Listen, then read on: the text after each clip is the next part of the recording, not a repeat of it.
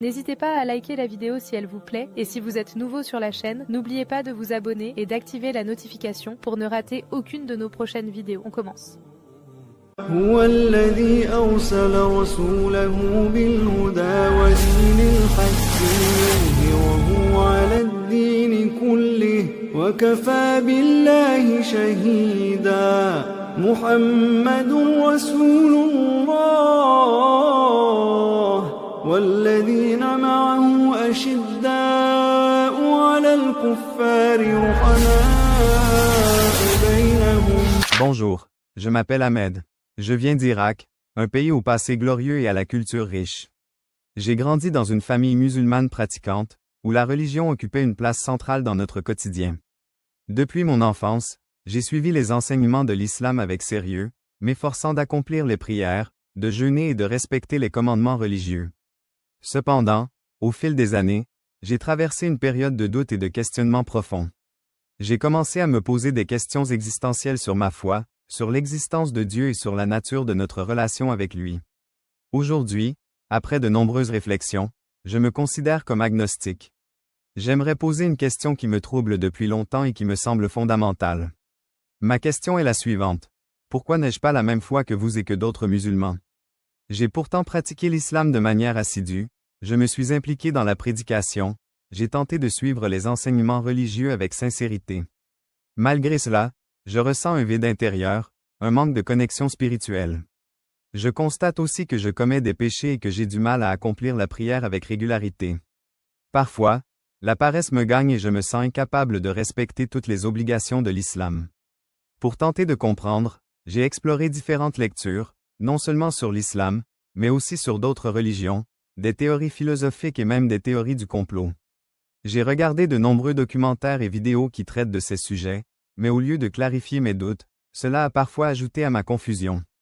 J'ai regardé plusieurs de vos vidéos sur YouTube et elles ont soulevé en moi de nombreuses interrogations sur Allah, le prophète Muhammad, paix et bénédiction sur lui, et les musulmans en général. L'une des questions qui me trouble le plus concerne l'affirmation selon laquelle Allah est le créateur de toutes choses et qu'il est incréé.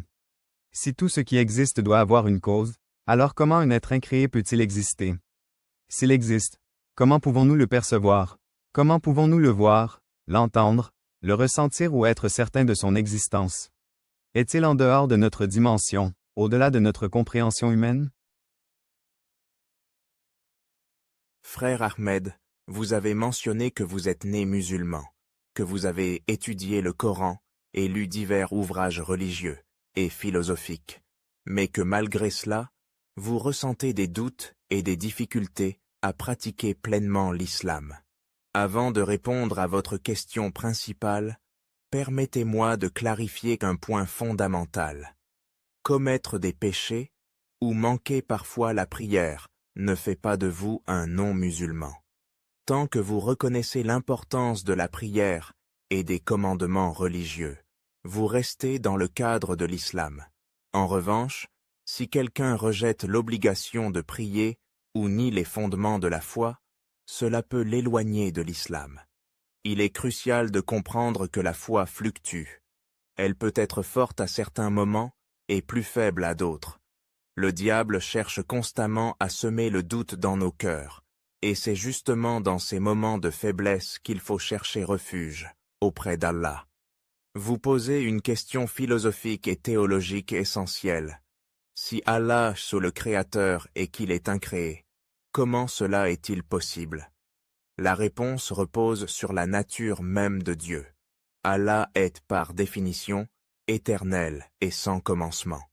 Dans notre logique humaine, nous avons l'habitude d'observer que chaque chose a une cause. Par exemple, une table se fabriquée par un charpentier, qui utilise du bois provenant d'un arbre, qui lui-même provient d'une graine. Ce principe de causalité nous pousse à demander « Qui a créé Allah ?» Cette question est un piège intellectuel dans lequel tombent souvent ceux qui cherchent à argumenter avec les athées. Si vous écoutez mes débats, vous verrez que je ne prends jamais cette direction. Au lieu de cela, je demande aux athées, comment expliquez-vous l'existence de l'univers, des étoiles et du soleil? En réalité, la science elle-même reconnaît que l'univers a eu un commencement, comme le montre la théorie du Big Bang. Or, toute chose ayant un commencement doit avoir une cause. Mais Allah, lui, est en dehors du temps et de l'espace. Il est le premier sans commencement et le dernier sans fin. Si nous posons la question « Qui a créé Allah ?», nous entrons dans une régression infinie illogique. Pour mieux comprendre ce concept, prenons une analogie. Imaginez une chaîne de dominos qui tombent les uns après les autres. Si cette chaîne n'a pas de premier domino qui initie le mouvement, aucun domino ne tombera jamais. De la même manière, il doit y avoir une cause première, un être qui existe de lui-même sans avoir été créé. Cet être, c'est Allah. J'ai aussi entendu parler d'une théorie selon laquelle la croyance en un grand frère aurait été inventée pour contrôler les gens, un peu comme un concept de surveillance omniprésente. Certains disent que la religion fonctionne de la même manière, avec un Dieu qui nous observe en permanence et qui punit les désobéissants. Cette comparaison est erronée. L'idée d'un « grand frère » dans un contexte politique est une construction humaine destinée à la surveillance et au contrôle des populations. En revanche, Allah n'est pas une invention humaine.